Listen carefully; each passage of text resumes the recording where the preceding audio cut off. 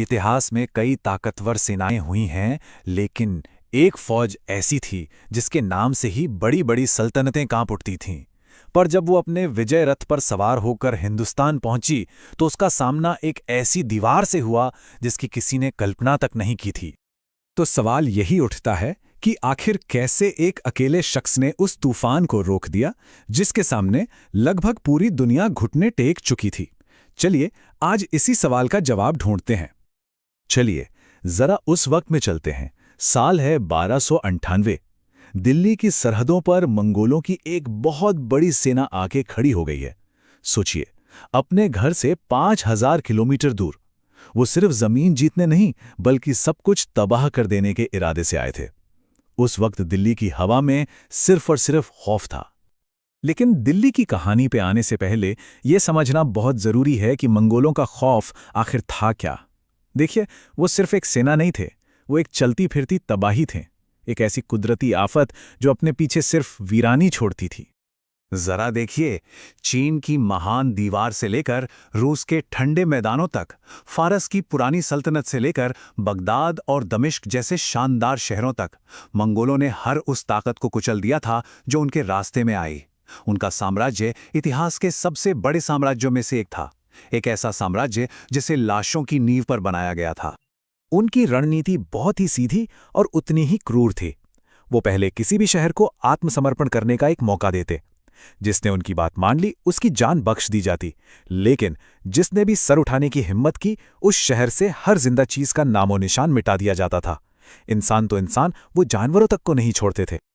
और ये आंकड़ा ये वाकई में चौंकाने वाला है। इतिहासकारों का मानना है कि मंगोल हमलों ने उस समय की दुनिया की कुल आबादी का 1.5% हिस्सा खत्म कर दिया था। ये सिर्फ जंग नहीं थी, ये एक तरह का नरसंहार था जो बड़े पैमाने पर किया गया। तो सवाल यह है कि ऐसी विनाशकारी ताकत के सामने आखिर खड़ा कौन हुआ? कोई हीरो या कोई संत नहीं, बल्कि इतिहास का एक ऐसा किरदार जिससे किसी को ऐसी कोई उम्मीद नहीं थी। तो चलिए मिलते हैं दिल्ली के उस बेरहम रक्षक से, अलाउद्दीन खिलजी। जी हां, इतिहास उसे एक क्रूर, लालची और बेरहम सुल्तान के तौर पर याद करता है, और ये काफी हद तक सच भी है। उसने धोखे से अपने ही चाचा का कत्ल करके तख्त हासिल किया था। लेकिन सिक्के का हमेशा एक दूसरा पहलू भी होता है। वो एक लाजवाब मिलिट्री स्ट्रेटेजिस्ट था, और उस वक्त दिल्ली की आखिरी उम्मीद भी वही था। और यहीं से शुरू होती है दिल्ली की सरहदों पर लड़ी गई उन 5 लड़ाइयों की कहानी, जिसने हिंदुस्तान का मुकद्दर हमेशा के लिए तय कर दिया। ये सिर्फ जमीन की जंग नहीं थी, ये एक पूरी सभ्यता को बचाने की जंग थी। जो मंगोलों ने दिल्ली को जीतने की 1 नहीं, 2 नहीं, बल्कि 5 बार कोशिश की। 1298 से शुरू होकर यह सिलसिला 1306 तक चला। खिलजी की सेनाओं ने एक के बाद एक 5 भयानक हमलों का सामना किया। आइए देखते हैं कि यह सब हुआ कैसे।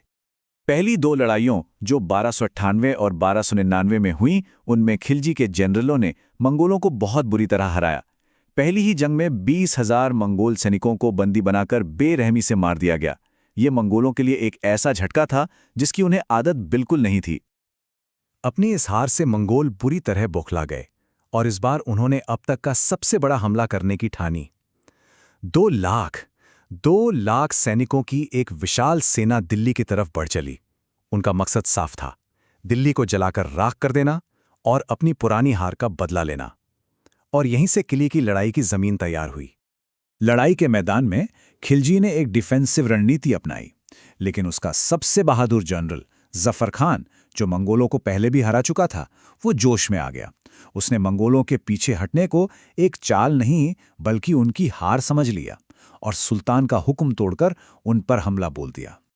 जफर खान अपनी मुख्य सेना से बहुत बहुत दूर निकल गया था। अब उसके पास सिर्फ 2 ही रास्ते थे, या तो पीछे हटकर सुल्तान के गुस्से का सामना करे या लड़ते हुए मर जाए। उसने दूसरा रास्ता चुना। उसकी छोटी सी टुकड़ी ने आखिरी सांस तक लड़ते हुए 5000 मंगोलों को मौत के घाट उतारा और फिर खुद वीर गति को प्राप्त हुए। जफर खान की बहादुरी ने मंगोलों के दिलों में ऐसा खौफ भर दिया कि वो जंग का मैदान छोड़कर ही भाग खड़े हुए।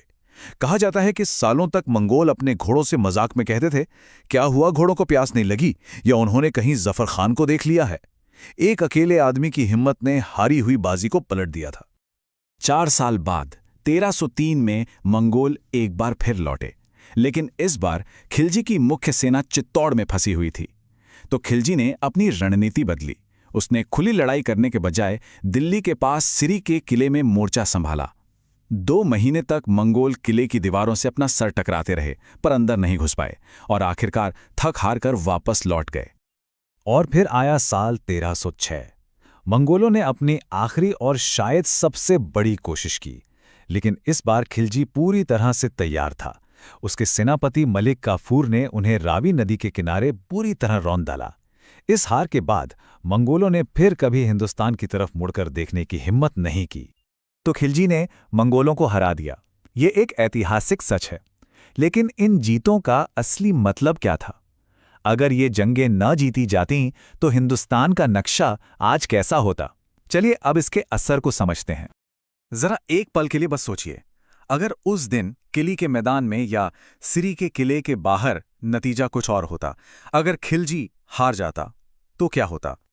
इतिहासकार मानते हैं कि अगर दिल्ली मंगोलों के हाथ लग जाती तो वो ठीक वही करते जो उन्होंने बगदाद और समरकंद जैसे शहरों में किया था।